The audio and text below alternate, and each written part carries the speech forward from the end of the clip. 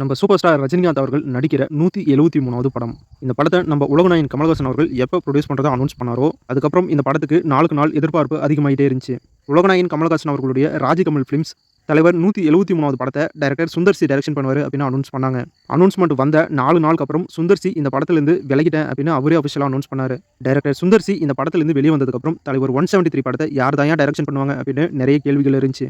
அந்த டைரக்டர் பண்ணுவாரோ, இந்த டைரக்டர் பண்ணுவாரோ அப்படின்னு எக்கச்சக்க கேள்விகள். ஆனா இந்த எந்த கேள்விக்குமே உலகநாயகன் கமலஹாசனுடைய ராஜ்கமல் ஃபிலிம்ஸ் எந்த ஒரு விளக்கத்தையும் தரல.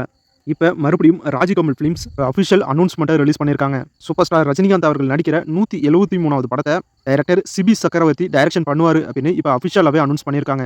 டைரக்டர் சிபி சக்கரவர்த்தி நம்ம எஸ்கே சிவகார்த்திகேயன் அண்ணனை ஹீரோவை வச்சு டான் அப்படிங்கிற ஒரு சூப்பர் ஹிட்டான படத்தை கொடுத்தவர்.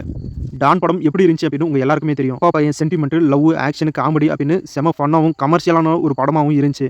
டைரக்டர் சிபி சக்கரவர்த்தி அந்த படத்தை ரொம்ப சூப்பரா எல்லா ஆடியன்ஸுக்கும் பிடிக்கிற மாதிரி எடுத்திருந்தாரு. இப்போ டைரக்டர் சிபி சக்கரவர்த்தி அவர்களும் நம்ம தலைவருடைய 173 படத்தையும் சூப்பரா எடுத்துட்டு வருவாரு.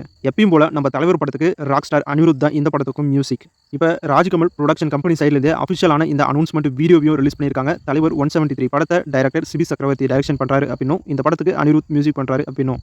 ஜெயிலர் 2 படத்துடைய ஷூட்டிங் முடிஞ்சதும் இந்த தலைவர் 173 படத்துடைய ஷூட்டிங் ஸ்டார்ட் ஆகுது. மட்டும் இல்லாம தலைவர் 173 படம் 2027 பொங்கல் வீக்கெண்டுக்கு தியேட்டர்ல ரிலீஸ் ஆகும் அப்படின்னு இப்ப அஃபிஷியலாவே அனௌன்ஸ் பண்ணிட்டாங்க. கிட்டத்தட்ட இந்த படம் ரிலீஸ் ஆக இன்னும் 1 வருஷம் இருக்கு. அதனால பார்த்து நிதானமா ஒரு சூப்பரான படத்தை டைரக்டர் எடுத்தாருன்னா நல்லா இருக்கும்.